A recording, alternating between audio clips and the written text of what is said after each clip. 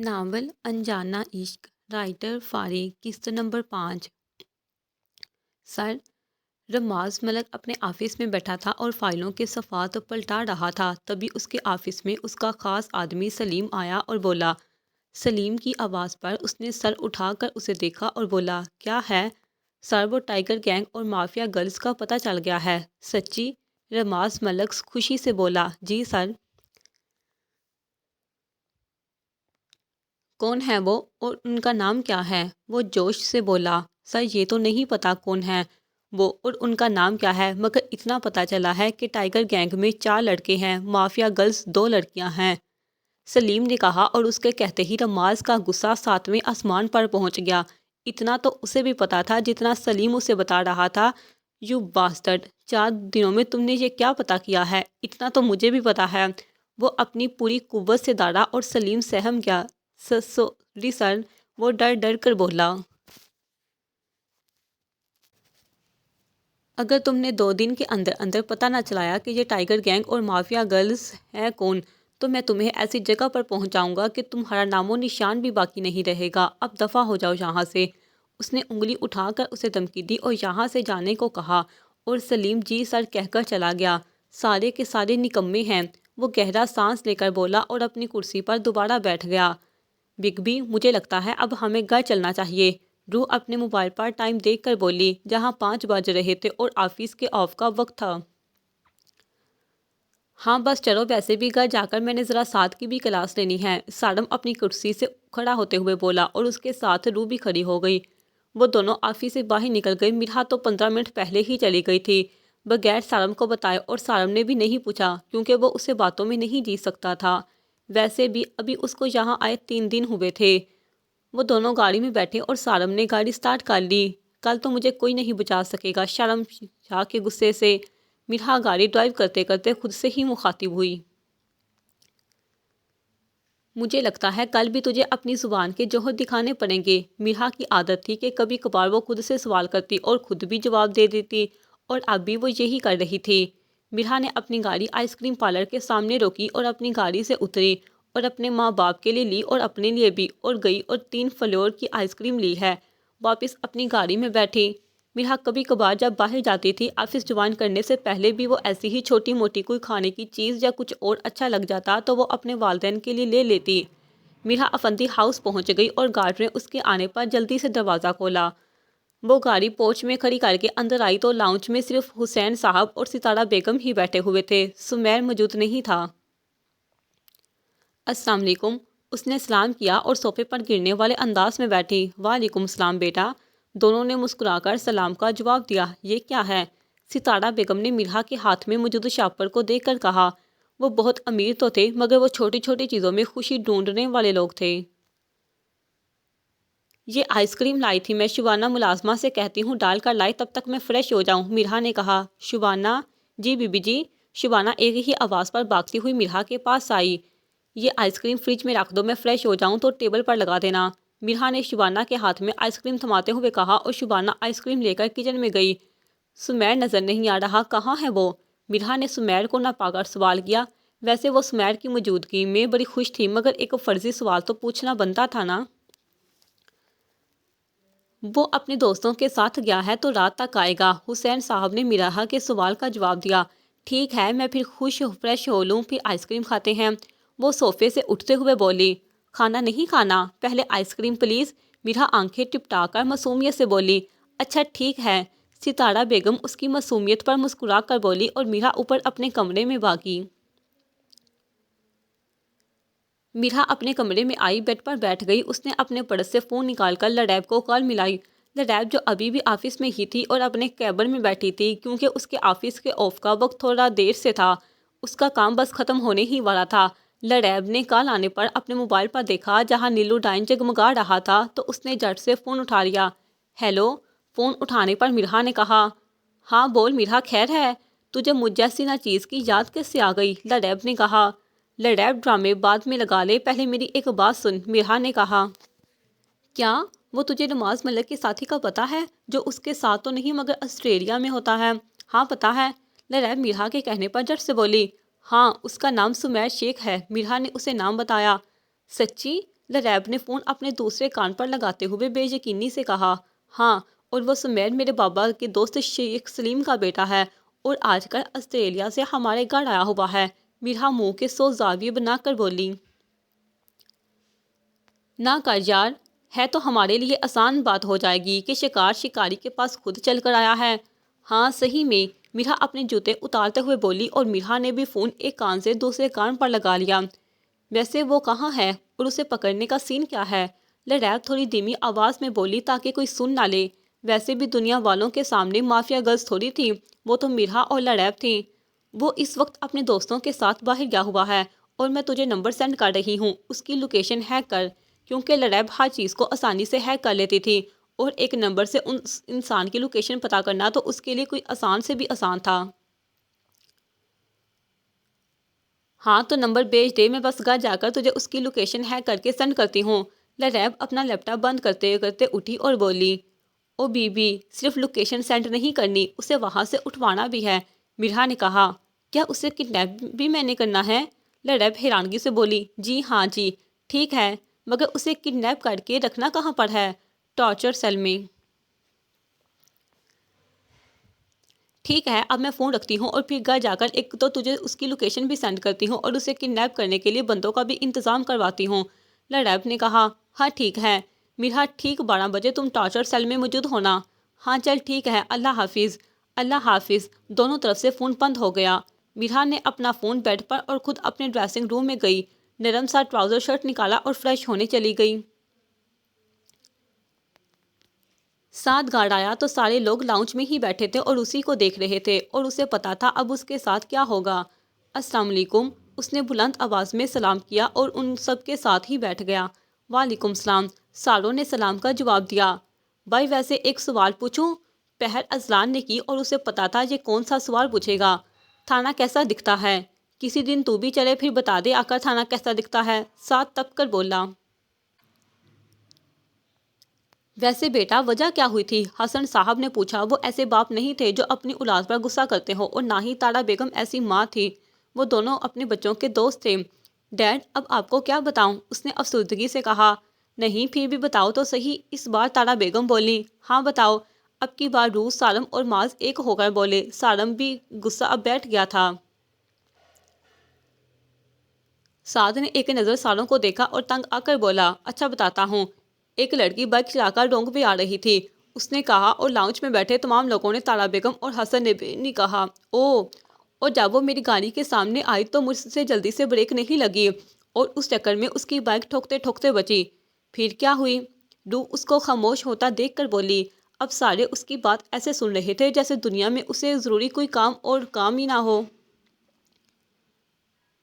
پھر کیا ہوا؟ وہ آگے سے مجھے کہنا شروع ہو گئی کہ میں گاڑی ٹھیک نہیں چلا رہا۔ وہ منہ کے زاویے بگاڑ کر بولا، یعنی یہ سارا چکر لڑکی کا ہے؟ پوری بات سن کے سمجھنے کے بعد سالم بولا، ہاں، ویسے لڑکیاں اپنی غلطی کب مانتی ہیں؟ سعد کے کہنے پر سالم اور معاذ ایک ساتھ بولے اور ان کے بولنے پر لاؤنج میں خاموشی ہو گئی اور سارے لوگ اب سعد کی بجائے اب سالم اور معاذ کو دیکھ رہے تھے۔ آپ کو کیسے پتا؟ روح اور اذلان ایک ساتھ آئی برو اٹھا کر بولے۔ وہ تو بس ایسے ہی نکل گیا، سالم نے کہا۔ ویسے سالم بیٹا اب ہم چاہتے ہیں کہ گھر میں کوئی فنکشن ہو، حسن صاحب نے کہا۔ ہاں سالم، تمہارے ڈیڈ ٹھیک کہہ رہے ہیں۔ تارا بیگم نے بھی حسن صاحب کی ہاں میں ہاں ملائی۔ تو رکھ لیتے ہیں کوئی فنکشن، سالم جٹ سے بولا۔ نہیں بگ بی، موم ڈیڈ کا مطلب ہے اب آپ تینوں شادی کر لو۔ اذلان نے ان تینوں کو بات سمجھائی۔ ہاں اب آپ تینوں شادی کر لو۔ روح نے بھی کہا اور ان تینوں کے ذہن میں شادی کی بات پر کسی کی جھلک آئی اور وہ جھلک میرا، لریب اور معصومہ کی تھی۔ سعد نے جیسے ہی معصومہ کو سوچا تو جٹ سے اپنے خیالات پر لعنت بھیجی اور سوچا، نہیں، وہ چلاک عبداللہ نہیں۔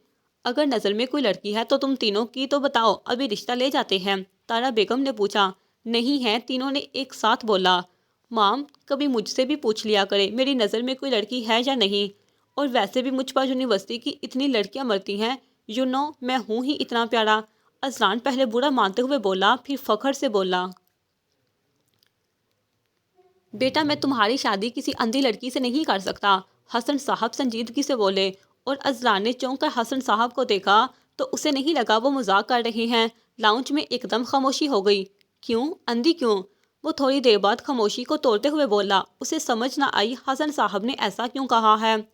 کیونکہ بیٹا جو آپ پر مرتی ہے وہ اندھی ہوتی ہیں، کیونکہ اگر ان کی آنکھیں ہوتی تو واقعہ مر جاتی، حسن صاحب بولے اور لاؤنج میں موجود تمام لوگوں کا کہکہ گونجا۔ ڈیڈ، وہ صدمے سے چیخا، کیونکہ حسن صاحب ہر بار اس کی بات پر ہی یہ کہتے تھے۔ میں نے ٹھیک نہیں کیا، حسن صاحب روح کی طرف دیکھ کر بولے۔ 100% ٹھیک کہا ہے چاچو، روح ان کے ہاتھ پر ہاتھ مار کر بولی۔ تو چپ ہی رہا کر۔ اذلان چیخ کر بولا، سارم ان دونوں کو لڑنے سے روکو تو نہیں تو ہمارا ان کو محبت کروانے کا پلان بڑھ جائے گا۔ معاذ نے سارم کے کان میں سرگوشی کی۔ اچھا، سارم نے بھی آہستہ آواز میں کہا، میں تو بولوں گی کیا کر لے گا۔ روح کمر پر دونوں طرف ہاتھ رکھ کر لڑاکا عورتوں کی طرح بولی۔ سعد سے شروع ہوئی بات روح اور اذلان کی لڑائی تک پہنچ گئی۔ اچھا تم دونوں لڑو مطلب۔ سارم نے تھوڑا غصے سے ان دونوں کو لڑنے سے روکا۔ سارم اپنے گھر میں کھل کر ہنستا تھا، اس کے ماں باپ اور اس کے بھائی ہی تو اس کے ہنسنے کی وجہ تھے، مگر ہر بار تو سارم شاہ کو ہنستا کیا اس کی مسکراہٹ بھی نہیں دیکھی تھی۔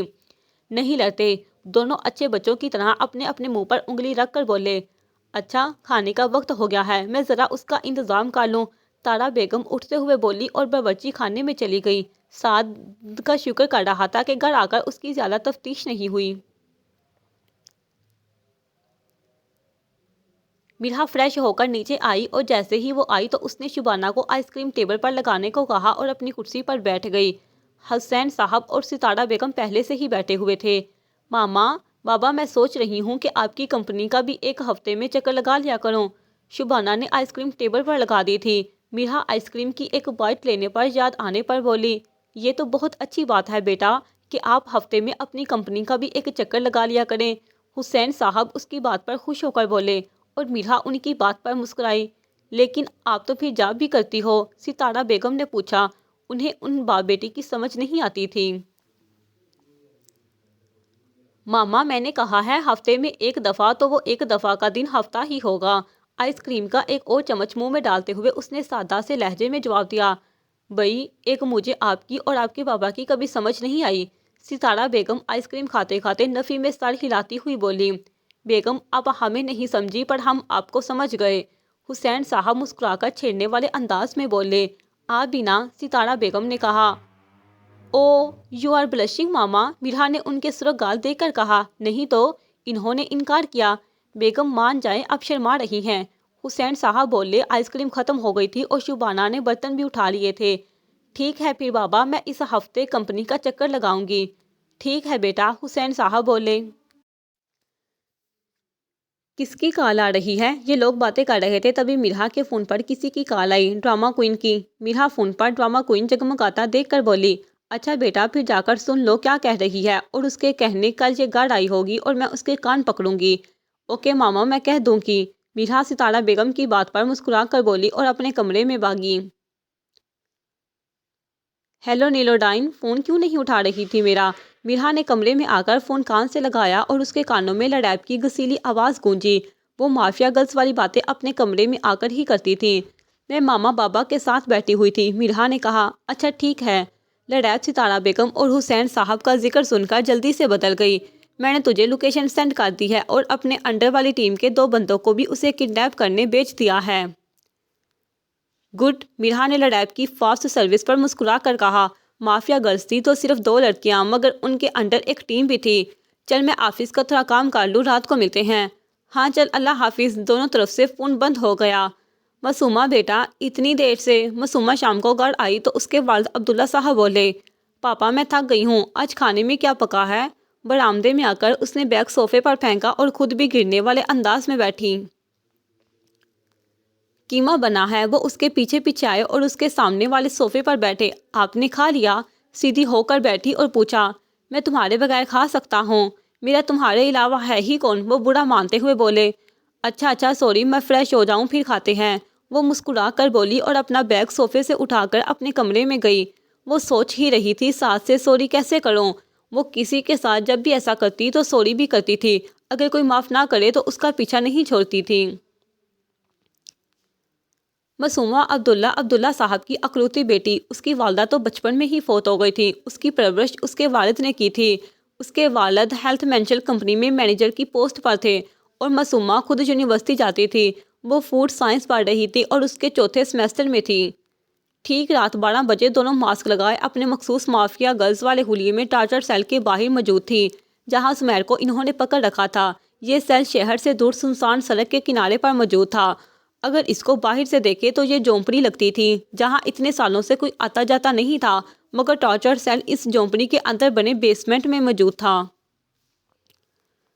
وہ دونوں ٹارچر سیل میں آئی اور انہوں نے ان 2 آدمیوں کو اشارے سے باہر جانے کو کہا جنہوں نے سمیر کو کڈنیپ کیا تھا۔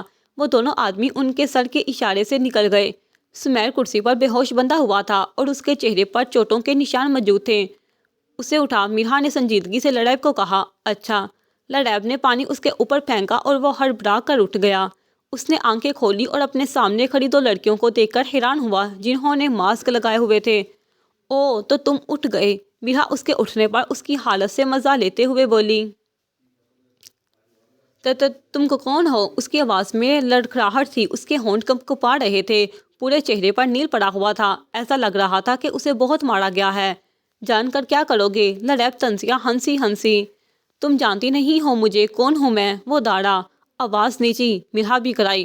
ہاں تم نماز ملک کے کتے ہو، لڑیب نے کہا، میں تمہیں چھوڑوں گا نہیں، پہلے خود کو تو ہمارے سے آزاد ہو جاؤ، میرا نے طنز مارا۔ کون ہو تم لوگ؟ وہ باری باری ان دونوں کو دیکھ کر بولا جو اس کے سر پر موت کے سائے کی طرح کھڑی تھی۔ چلو تمہاری یہ خواہش بھی پوری کر دیتے ہیں۔ ویسے میں نے کہیں سنا تھا کسی انسان کی آخری خواہش پوری کرنے سے ثواب ملتا ہے۔ میرا یہ کہہ کر ماسک اتارا اور لڑیب نے بھی۔ میرا؟ وہ بے یقینی سے ماسک کے پیچھے موجود چہرہ دیکھ کر بولا۔ مافیا گرل، میرا مسکرا کر بولی، میں تمہیں چھوڑوں گا نہیں۔ وہ اپنی حیرانگی دور کر کے بولا، مجھے تم پر ترس آ رہا ہے، تم کتنے بے بس ہو نا۔ میرا نفی میں سر ہلاتے ہوئے افسوس سے بولی، تم مجھے ایک بار آزاد کرو پھر میں تمہیں بتاؤں گا۔ وہ داڑا دوبارہ سے۔ میرا اور لڑیب نے اس کے کہنے پر باتوں کو فولڈ کیا اور آئی برو اٹھا کر اسے دیکھا۔ چلو میں تمہیں ایک موقع دیتی ہوں۔ ویسے میں کسی کو موقع دیتی تو نہیں ہوں، مگر تم میرے بابا کے دوست کے بیٹے ہو تو اتنا تو بنتا ہے۔ وہ تھوڑی پر انگلی رکھ کر بولی۔ اس نے اور لڑیب دونوں نے اپنے بالوں کی ہائی پونی ٹیل بنائی ہوئی تھی۔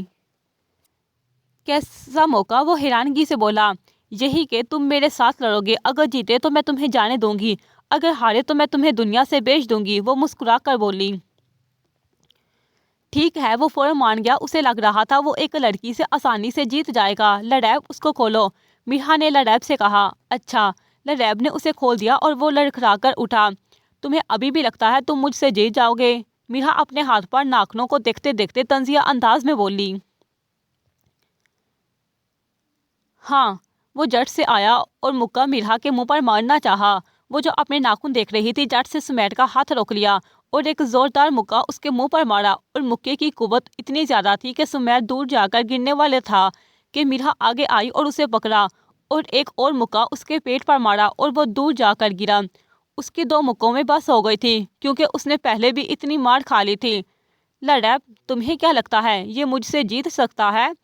میرا لڑیب کی طرف دیکھ کر بولی جو آنکھوں میں چمک لیے بڑے مزے سے اس لڑائی کو انجوائے کر رہی تھی۔ نہیں، لڑیب اسے دیکھ کر بولی۔ میرا بچ۔ سمیر اپنے منہ کا خون صاف کر کے اٹھا اور اپنے پاس پڑا ڈنڈا پکڑ کر میرا کے سر پر مارنا چاہا کہ لڑیب چیخی۔ وہ لڑیب کے چیخنے پر جھک گئی اور اس کا وار ناکام بنا دیا۔ مجھے پیچھے سے وار کرنے والے لوگ انتہائی زہر لگتے ہیں، وہ دانت پیس کر غصے سے بولی اور اپنا گھٹنا سمیر کے پیٹ پر پوری قوت سے دے مارا۔ سمیر کے ہاتھ سے ڈنڈا گرا اور وہ خود بھی گر گیا۔ ڈنڈا لکڑی کا تھا۔ میرا نے ڈنڈا اٹھایا اور اسے 2 حصوں میں تقسیم کر دیا۔ وہ سمیر کے پاس آئی جب وہ مشکل سانس لے رہا تھا۔ میرا نے اسے کالر سے پکڑا اور پتہ نہیں کتنے مکے اس کے منہ پر مارے۔ اس سب میں میرا کو ایک خراش بھی نہیں آئی۔ میں ہار مانتا ہوں، مجھے معاف کر دو، وہ میرا کے سامنے ہاتھ جوڑ کر بولا۔ اسے بولا بھی نہیں جا رہا تھا۔ او تو تم ہار مانتے ہو؟ وہ اپنے ہونٹوں کو گول کر کے بولی۔ ہاں۔ اس نے بمشکل سر ہلایا۔ میرا، اب مجھے بھی کچھ کرنے دو، لڑیب میرا کے کندھے پر ہاتھ رکھ کر بولی۔ اس کی آنکھوں میں عجیب سی چمک تھی۔ ہاں کر لے تو بھی، میرا مسکرا کر اٹھی۔ ٹھا ٹھا ٹھا، میرا نے لریب نے میرا کے اٹھنے پر اپنی پاکٹ سے گن نکالی اور اس کے ادمرے وجود پر 4 گولیاں ایک ساتھ ماری۔ آخر میں اس نے اپنی گن پر پوک ماری جس سے دھواں نکل رہا تھا۔ گڈ جاب، میرا نے اسے داد دی۔ اچھا لریب، میں جا رہی گھر تو اس کی ڈیڈ باڈی کا تحفہ رماز ملک کو پہنچا دے۔ تو بے فکر جا، لریب نے اسے جانے کو کہا۔ اچھا گڈ بائے، میرا یہ کہہ کر ایک ادا سے اپنے بال پیچھے کر کے چلی گئی۔ اور اس کے جانے کے بعد لریب نے سمیر کی ڈیڈ باڈی کا جائزہ لیا۔ اللہ جہنم نصیب کرے، لریب نے کہا۔ سر، رماز ملک اپنے گھر میں موجود تھا، رات کا وقت تھا، تبھی سلیم اس کا خاص آدمی بھاگتا ہوا آیا اور اسے پکارا۔ اس کا سانس پھولا ہوا تھا۔ کیا ہے؟ رماز ملک اسے اس وقت دیکھ کر پریشانی سے بولا۔ سر، وہ کسی نے آپ کے مینشن کے باہر کوفن ٹائپ کچھ بھیجا ہے، وہ ایک ہی سانس میں بولا۔ وٹ؟ وہ حیرانگی سے بولا اور باہر بھاگا۔ وہ بھاگتے بھاگتے باہر آیا اور کوفن کو دیکھا۔ سلیم، کھولو اسے۔ اچھا سر۔ سلیم نے کوفن کھولا اور کفن کھولتے ہی رماز ملک ہکا بکا رہ گیا۔ اس میں اس کے ساتھ سمیر شیخ کی ڈیڈ باڈی تھی جو نہایت ہی بری حالت میں تھی۔ ایسا لگ رہا تھا جیسے اسے کسی نہایت ہی شفاق انسان نے مارا ہو۔ یہ کس نے کیا؟ اس کی اپنی آواز میں لڑکھڑاہٹ محسوس کی۔ سر، یہ خط بھی ہے۔ سلیم نے کفن میں پڑے ایک لفافے کو دیکھا اور اسے اٹھایا تو اس میں ایک خط تھا۔ دکھاؤ مجھے۔ رماز نے اس کے ہاتھ سے خط پکڑا اور جیسے ہی اس نے خط پڑھا اس کا غصہ 7ویں آسمان تک پہنچ گیا۔ خط میں لکھا تھا، رماز ملک، یہ ایک اور چھوٹا سا تحفہ تمہارے لیے محض تمہاری جانی دشمن مافیا گرلز کی طرف سے۔ میں تمہیں چھوڑوں گا نہیں مافیا گرلز اور ٹائیگر گینگ۔ اس نے وہ کاغذ پھاڑتے ہوئے نفرت سے کہا۔ اب مافیا گرلز رماز کے ساتھ پروار کیا تھا، اب کیا ہوتا پتہ نہیں۔ صبح میرا آفس جانے کے لیے تیار ہو کر نیچے آئی۔ آج اس نے مہرون کلر کی چھوٹی سی فراق کے ساتھ بلو خلی پینٹ، ساتھ مہرون کلر کا سٹالک گلے میں گھما کر لیا ہوا تھا۔ پیروں میں مہرون کلر کی ہیل، مہرون پرس اور بالوں کی ہائی پونی ٹیل بنائی ہوئی تھی۔ دودھ جیسی سفید کلائی پر اس نے گھڑی پہنی ہوئی تھی۔ وہ بغیر میک اپ کے بھی نظر لگ جانے کی حد تک پیاری لگ رہی تھی۔ وہ نیچے آئی تو ناشتے کی ٹیبل پر حسین صاحب اور تارا بیگم پریشان بیٹھے ہوئے تھے۔ سمیر کہاں ہیں؟ وہ اپنی کرسی پر بیٹھتے ہوئے مصنوعی حیرانگی چہرے اور لہجے میں سموئے بولی۔ پتہ نہیں، رات سے گھر نہیں آیا، حسین صاحب پریشانی سے بولے۔ کہاں گیا؟ آپ نے پتہ نہیں کیا کیا تھا؟ ابھی بھی کچھ لوگ لگائے ہوئے ہیں اسے ڈھونڈنے کے لیے، انہوں نے کہا۔ اچھا چلے، فکر نہ کرے، مل جائے گا۔ اب تو وہ ڈھونڈنے سے بھی نہیں ملے گا۔ اچھا ماما بابا، ناشتہ تو کر لیں۔ وہ لوگ ناشتہ نہیں کر رہے تھے، اس لیے میرا نے کہا۔ اچھا بیٹا، کرتے ہیں۔ انہوں نے بریڈ پر جیم لگانا شروع کیا۔ سمیر، میں تمہیں کبھی معاف نہیں کروں گی، تم نے میرے ماں باپ کو پریشان کیا۔ وہ اپنے ماں باپ کو گمسم ناشتہ کرتا دیکھ کر دل میں انتہائی نفرت سموئے بولی۔ اچھا ماما بابا، میں چلتی ہوں۔ وہ اٹھی، ناشتہ ختم کر کے اٹھی اور اپنے ماں باپ کے سر پر بوسہ دے کر باہر پورچ میں آئی، اپنی گاڑی نکالی اور آفس کی جانب چل دی۔ آج اپنے ماں باپ کی حالت دیکھ کر اس کا دل خراب ہوا تھا اور شاید پہلی بار اسے کسی کو مارنے پر تھوڑا افسوس ہوا تھا۔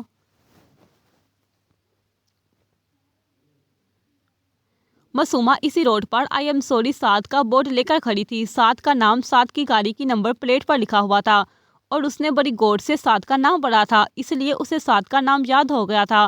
وہ آدھے گھنٹے سے کھڑی تھی مگر سعد کا یہاں سے گزر نہیں ہوا تھا۔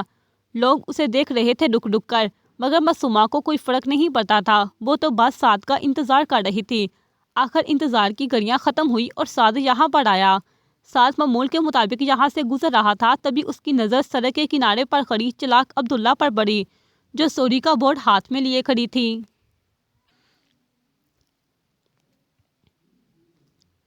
سعد نے اپنی گاڑی عین اس کے سامنے روکی اور اپنی گاڑی کا شیشہ نیچے کیا، اپنی بلیک گلاسز اتاری اور گور کر اسے دیکھا۔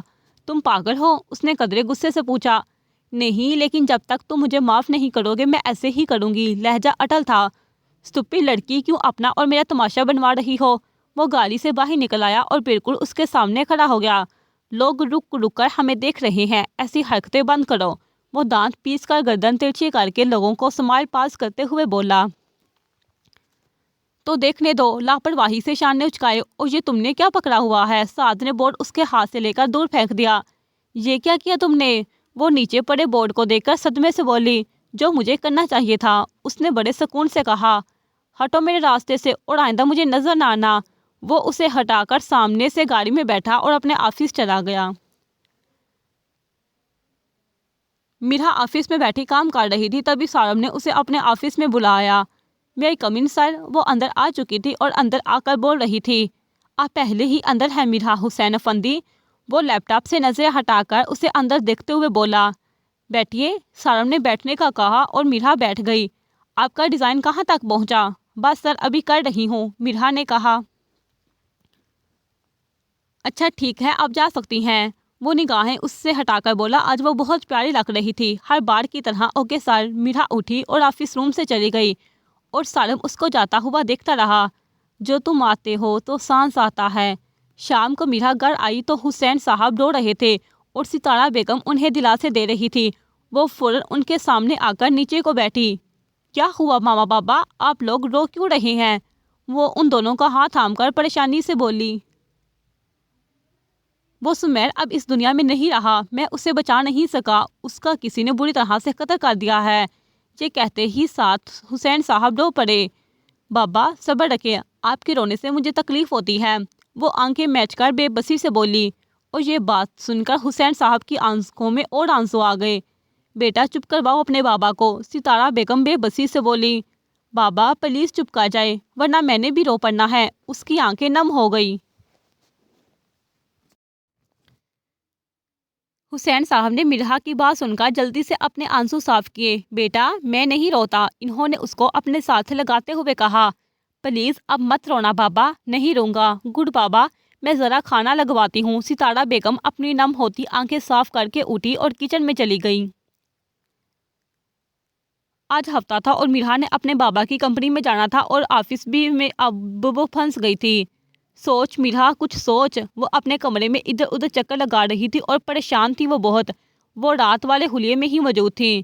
مسٹر خلوص کو فون کر کے چھٹی کا پوچھوں؟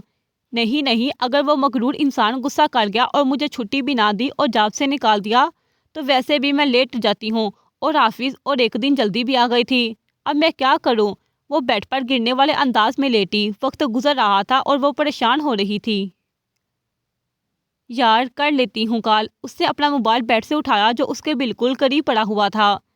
اس نے سارم کا نمبر ملایا اور فون پہلی ہی بیل پر اٹھا لیا گیا۔ ہیلو؟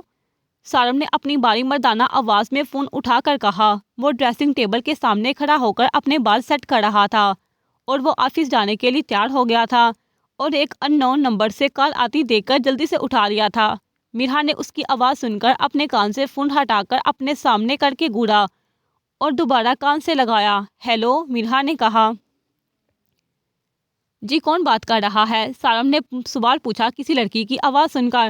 سارم سر کہنے پر وہ فوراً پہچان گیا کہ کون ہے۔ او تو مس مرحا حسین افندی بات کر رہی ہیں۔ وہ اس کو پہچاننے کے بعد بولا۔ وہ اپنے کمرے میں موجود صوفے پر بیٹھ گیا تھا تیار ہو کر۔ جی خیر سے فون کیا؟ اس کی باری مردانہ مگر نرم آواز مرحا کے کان میں پڑی۔ جی وہ میں آج آفس تھوڑا لیٹ آؤں گی، اس نے بات کو مزید نہ بڑھاتے ہوئے کہا۔ کیوں؟ اس نے حیران ہو کر پوچھا اور اس کے پوچھنے پر مرحا ایک منٹ کے لیے ٹھہری اور بولی، وہ میرے سر میں درد ہے۔ بہانہ کیا نہایت ہی معصوم آواز میں۔ سارم کو اس کے سر میں درد سن کر پتہ نہیں کیوں اس کی بہت فکر ہوئی۔